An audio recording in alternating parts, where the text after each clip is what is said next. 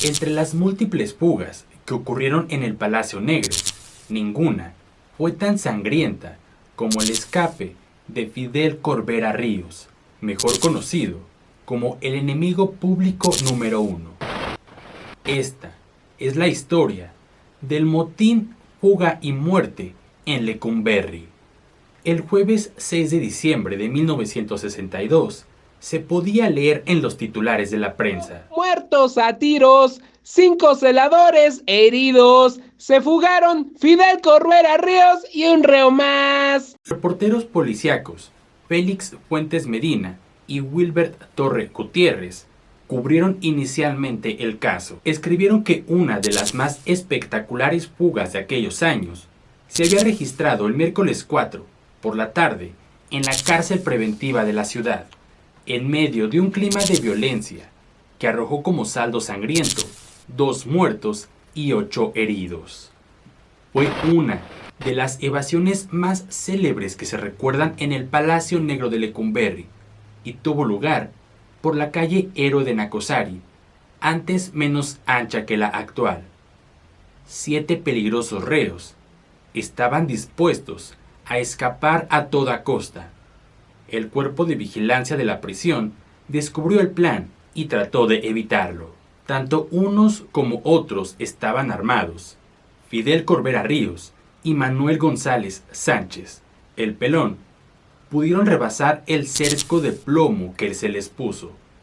Pero Tony Espino y Jesús Campos Flores no corrieron la misma suerte.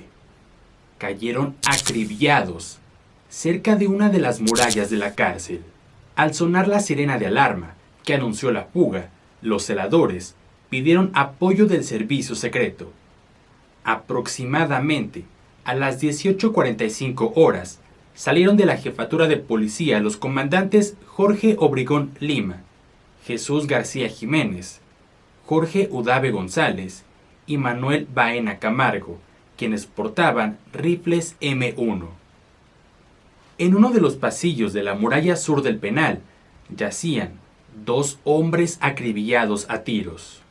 Uno era Antonio Espino Carrillo, cubano, sentenciado a 18 años de prisión por el asesinato de un petrolero y con ingreso al presidio por robo, asalto a mano armada y homicidio. El otro ampón abatido por las balas de la justicia era Jesús Campos Flores, cuyo cuerpo sin vida quedó a unos cuantos metros de la escalera y del muro, situados a pocos centímetros de la libertad. Una libertad que jamás alcanzaron. Antes de las 18 horas, Fidel, Salvador y Manuel iniciaron el escape. Fidel se fingió enfermo y llamó al celador Enrique Castillo Castro. Otros 2 celadores también fueron sorprendidos y maniatados. En el polígono y con una barreta rompieron una cadena de la puerta que daba acceso a un patio central. En la crujía N era esperado Antonio, Jesús, Leopoldo y Enrique. Los 7 reclusos colocaron una enorme escalera hecha a mano, subieron a la azotea y atacaron al velador Pedro Rojas, a quien Tony Espino inmovilizó. Corbera y otros se cambiaron de ropa, se pusieron la de policía y otros custodios se percataron del problema y arrojaron gas lacrimógeno desde la azotea. Fidel corrió hacia el Garitón 9 y decomisó una ametralladora Mendoza. Los celadores abrieron fuego y los presidiarios repelieron el ataque. Fidel arrojó al vacío al vigilante Manuel Cardona Sánchez. En la momentánea confusión, Corbera y Manuel saltaron hacia un cable de teléfonos que les quemó cruelmente las manos por la fricción, pero les permitió llegar a la calle, seguidos por Necoechea, quien se lastimó las piernas. Abajo, dentro del penal, Espino y Campos cayeron para no levantarse más. Al parecer, Campos sobrevivió unos minutos. Fidel Corbera Ríos había sido capturado por robo el 9 de noviembre de 1951. Al salir, se dedicó a robar autos y traficar con drogas. En 1957, volvieron a aprenderlo por robo. En 1958, atracó con otros una camioneta del Departamento del Distrito Federal. Mató a un agente de tránsito y eludió a la policía. Sus cómplices cayeron en poder de los detectives y en 1959, Corbera fue arrestado por estrellar su automóvil contra un poste. Se le comenzó a llamar el enemigo público número 1 a Fidel Corbera Ríos. También lo llamaban la Fiera o el Tigre. Tras la fuga, Fidel estaba herido. El chaquetín que robó a un policía fue encontrado en las cercanías del Gran Canal. La prenda presentaba 2 agujeros de bala y manchas de sangre. El general Carlos Martín del Campo, director del penal, fue duramente criticado por la prensa nacional y el caso seguido de cerca por los medios de información internacionales. Martín del Campo declaró ante el agente del Ministerio Público que no autorizó que Fidel Corbera Ríos tuviera radio y box spring en su celda.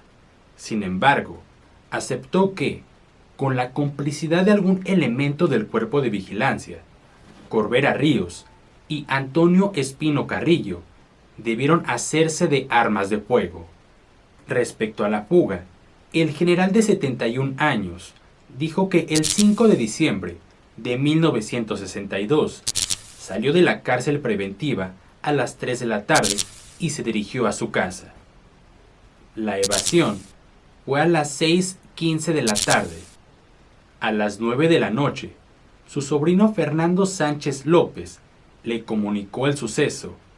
Ignoraba por qué lo llamaron a esa hora. Para nada se refirió al hecho de que Corbera Ríos podía tener su celda abierta y pasearse por la crujía M, donde se recluía a los delincuentes que no podían convivir con el resto de la población criminal.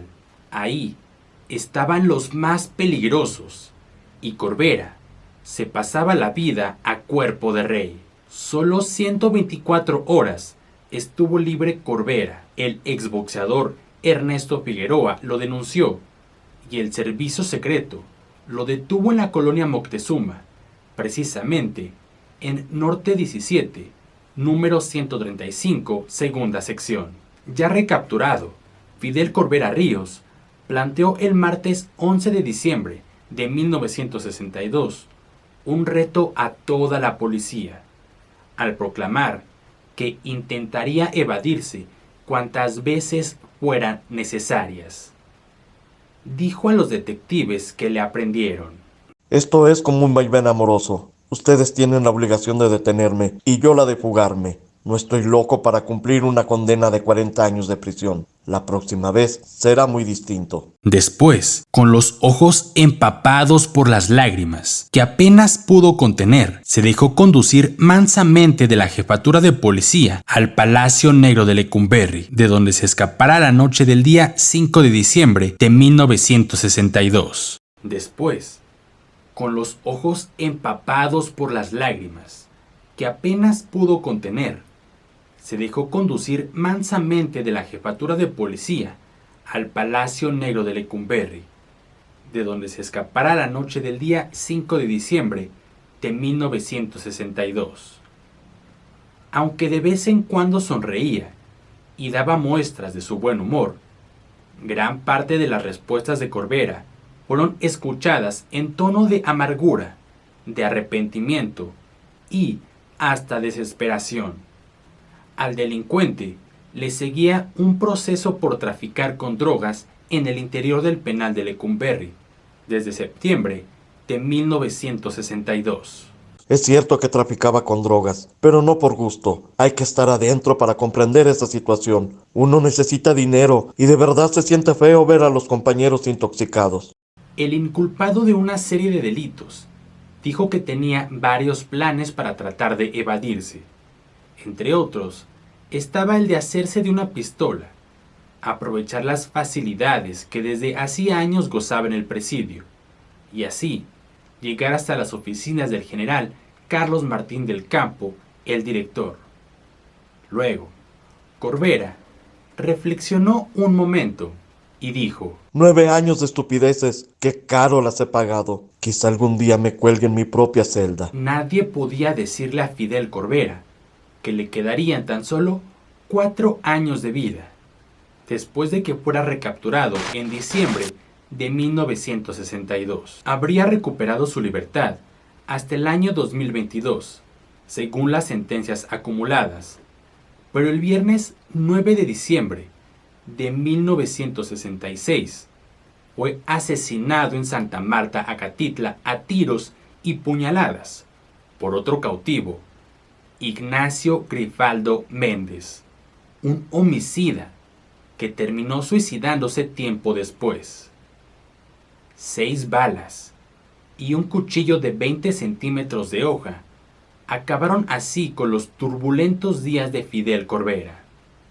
Fue atacado por la espalda. No tuvo ninguna oportunidad de defenderse. La policía informó que el asesinato de Corbera Ríos obedecía a la lucha establecida en la penitenciaría por el control y venta de drogas. Ese crimen dejaba a Antonio Botana Seijo como el único rey de los estupefacientes en dicho reclusorio. Antonio Botana fue rey y magnate del tráfico de drogas en México. El cubano purgó una condena de más de 6 años de prisión en Lecumberri. Salió libre involuntariamente, pues se le había amenazado de muerte y temía que en la calle un francotirador diera cuenta de su robusta figura. En la prensa, el reportero Salvador Arreguín escribió que con enorme despliegue de fuerza y protección jamás tenida por ningún otro delincuente, Botana fue llevado al Aeropuerto Internacional de la Ciudad de México y subido a un avión de Cubana de aviación con destino a La Habana. Por lo menos, debía las vidas de los hermanos Quintanilla y los Necochea, así como su brazo derecho en el negocio del narcotráfico, Fidel Corbera Ríos.